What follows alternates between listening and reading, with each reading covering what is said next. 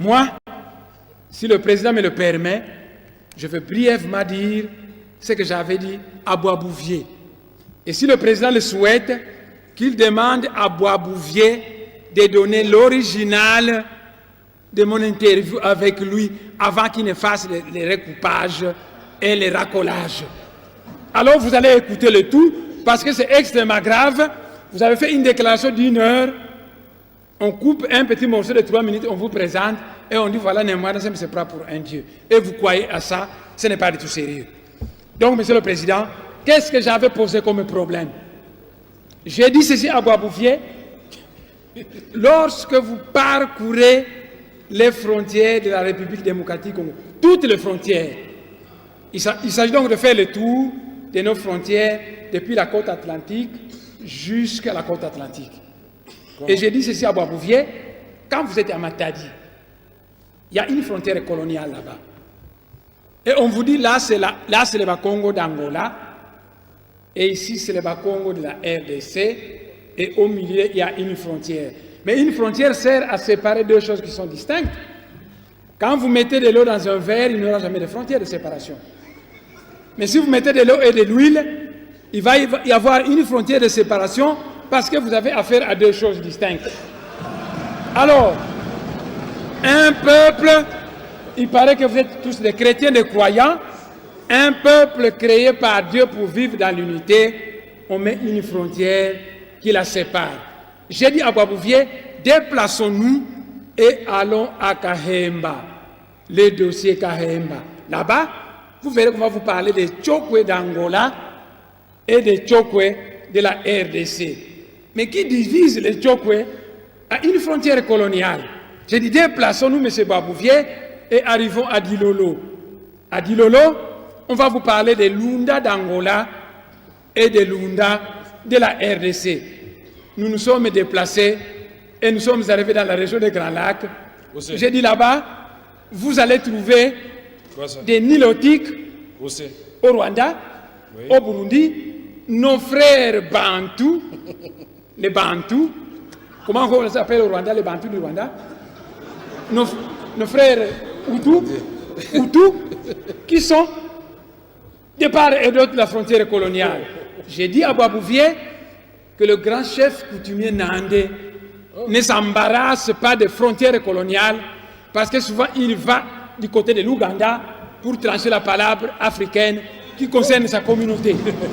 J'ai continué le long de la frontière et je suis arrivé, je lui ai parlé qu'ici, vous avez des Ngwandi de Yakoma et des Ngwandi de Centrafrique. Mais qui les a séparés? J'ai dit la frontière coloniale. Je suis arrivé dans Bandaka, j'ai dit, il y a des Mongos du côté de la RDC, des Mongos du côté du Congo-Brazzaville. Mais qui a séparé cette même? J'ai dit, eh bien, c'est une frontière coloniale. Nous sommes arrivés à Kinshasa, j'ai dit, les Batékés sont d'origine Congo, il y a des Batékés à Kinshasa et des Batékés au Congo-Brazzaville. Il y a des Manianga au territoire Manianga et des Manianga du côté du Congo-Brazzaville. Il y a des Bayombe du côté de la RDC et des Bayombe du côté du Congo-Brazzaville. Monsieur le Président, honorable député, quand la frontière coloniale était passée dans le Manianga, il est arrivé dans un village appelé Kindamba et cette frontière a traversé un cimetière. De telle manière que la frontière est passée au milieu, la tête du chef coutumier de ce pays était placée du côté du Congo-Brazzaville.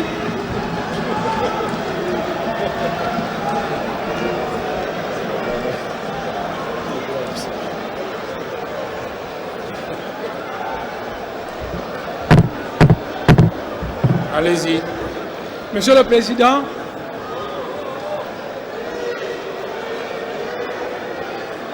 non, poursuivez. Donc, voyez, Savorien de Brazza, je vais répéter, Savorien de Brazza, un Italien naturalisé français, et Henri Morton Stanley s'est dû disputer la terre du Congo. Ils ont commencé ici, ils allaient tracer une frontière. Ah, ici c'est la France, là c'est la Belgique, là c'est la France. On arrive dans une certaine localité, la frontière arrive dans un cimetière. Et elle passe au milieu d'un tombeau dont la tête du chef coutumier se trouve du côté du Congo-Brazzaville et le reste de son corps du côté de la RDC. Alors j'ai dit à Boisbouvier que ça c'était les frontières Tout ça toujours externes. avec Boisbouvier. C'est très grave. Mais à l'intérieur, j'avais dit ceci à Boisbouvier, entrons maintenant à l'intérieur de la République démocratique du Congo. Les connaissances à ma disposition me disent que le Moulou-Badi Katanga et le Moulou-Badi Kassai sont un même peuple. Avant les frontières coloniales, leur pays était un. Et quand la Belgique a fabriqué ces provinces, elle a tracé une frontière coloniale qui a séparé le Katanga du Kassai. Et à cause de cette frontière coloniale, les Kassaïens sont chassés au Katanga, malmenés à cause d'une frontière coloniale.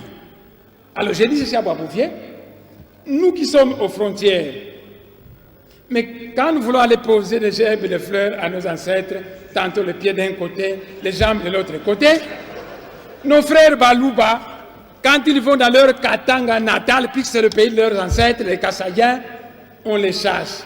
Alors qu'est-ce qu'il faut faire? Mais à l'image de l'espace Schengen, mettons dehors toutes ces frontières.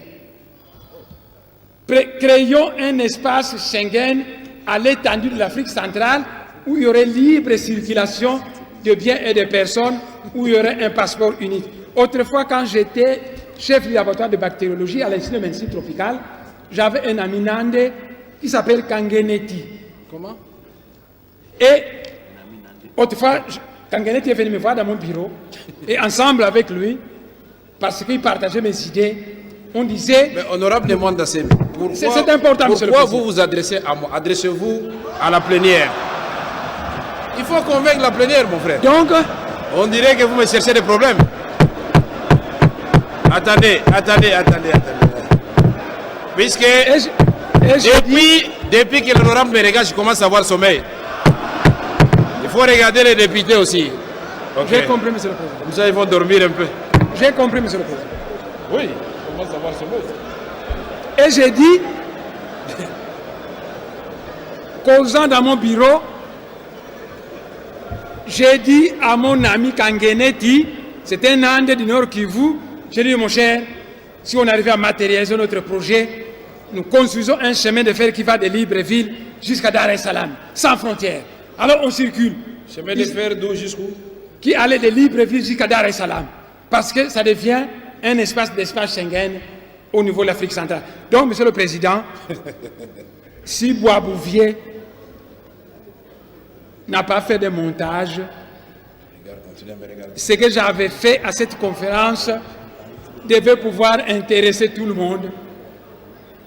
Monsieur le Président, il y a un article que j'oublie, je crois l'article 120 quelque chose, on n'aura qu'à chercher, qui dit que la République démocratique du Congo, dans le cadre de l'Union africaine, est capable de céder une partie d'eux. Donc d'un côté, on vante l'espace Schengen, quand on met tout ça en application en Afrique centrale, on trouve qu'il y a un problème, ce n'est pas du tout sérieux. Monsieur le Président de l'Assemblée nationale, honorables députés, mesdames, messieurs, allez au Kassai, au Bandundu, à l'Équateur, à l'Oriental, en Ituri, au Congo central, au Kivu, au Katanga, au Maniema, et vous allez le constater que la population est soumise à des tracasseries policières de toutes sortes, dues au mauvais salaire des policiers et des militaires qui sont abandonnés à leur triste sort. L'État a des droits et des devoirs, et un État qui ne remplit pas ses devoirs vis-à-vis de sa population perd ses droits devant celle-ci, ayant perdu la confiance du peuple. Partout au Congo central, au Bandundu, au Kassai, dans l'Équateur, dans l'Oriental, au Kivu, la police, les FARDC, la DEMIAP, la DGM, la NER, les hommes de parquet et les magistrats, tous convoquent les citoyens congolais.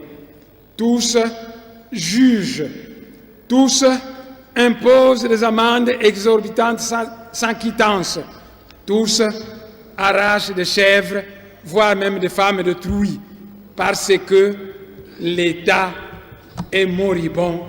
Dans ce pays, notre État est devenu un cadavre qui respire encore. Et c'est dans cette ambiance... Honorable Nemwanda Semi, vous êtes membre d'une institution, député, et vous dites que l'État c'est un cadavre qui respire encore. Je retire la parole, Monsieur le Retirez ça Président. rapidement. Je retire la parole. Voilà. C'est dans cette ambiance d'absence généralisée de l'État que Bundula Congo a été amené à mettre sur pied un panel de médiation conforme à la tradition Congo, lequel panel a été fortement apprécié par la population du Bas-Congo qui s'est prise en charge.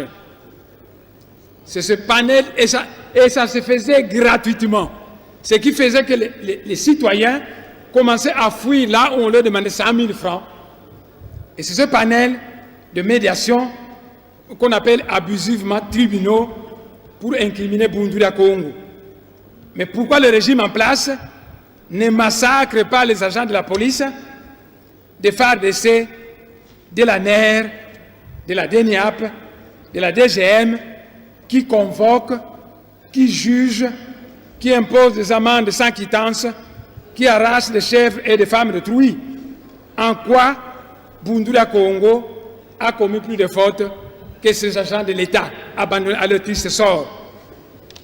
En février 2007, alors qu'il a été prévu une journée morte de protestation contre la corruption, le régime en place a fabriqué de toutes pièces un montage selon lequel Bundula Congo est de connivence avec Jean-Pierre Bemba, le FLEC et les ninjas du pasteur Ntoumi pour une sécession du Congo central.